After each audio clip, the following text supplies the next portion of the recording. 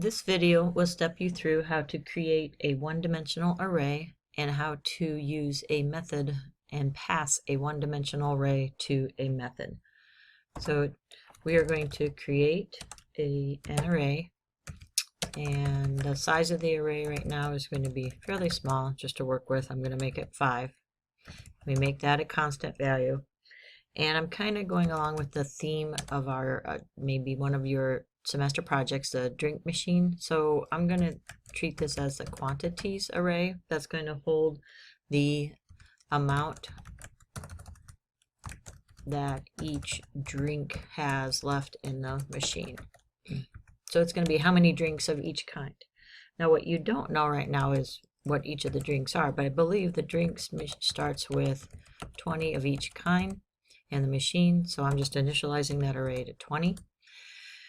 And that's going to be the quantities down the road of the amount of drinks that are left in the machine, just as an example. And then we are going to output the array. And so the quantities are something like that. And I'm going to write a method in order to output the quantities. My method is just going to be a void. It's not going to return anything, and I'm just going to say display values, but I want to send it an array. And in order to display an array or send an array to a method, I need to use the data type of the array and brackets. Then we also send in the size of the array, which will be an integer variable in order to process. I'm going to copy my prototype line. Prototypes always go before main. I'm going to go below main. I've already inputted my comment.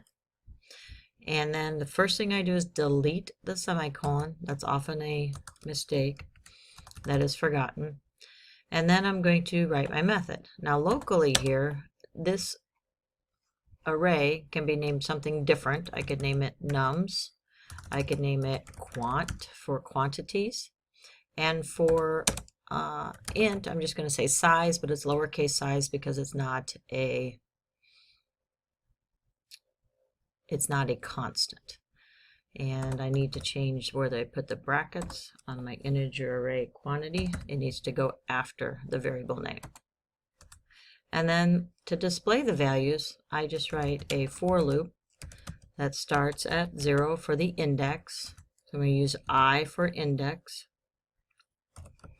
It'll go less than size, and then I++.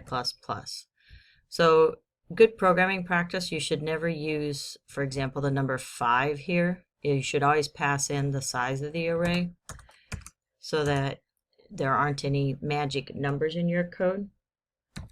And then we are just going to output the quantities, and at each index, and put a space between them.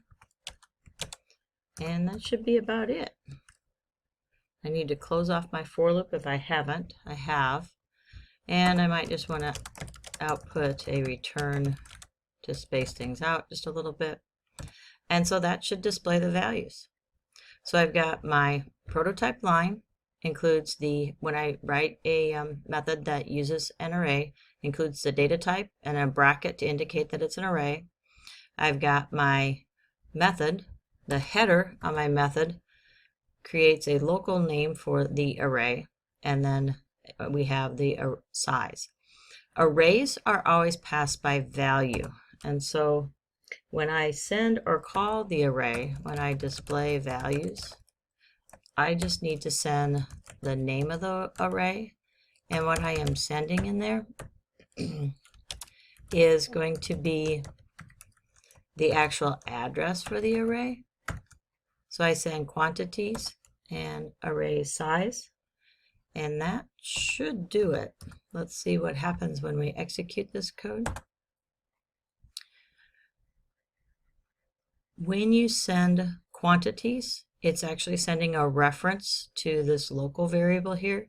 And so values here, if I change them, would also change in main. That's what it means when I say that it's called pass by reference.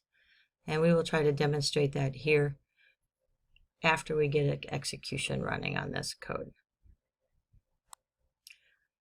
The output shows the quantities are all 20, 20, and that is what we expected. So that shows you how to pass a one-dimensional array, and we'll end at this video, but I'll pick it up in the next one to add on.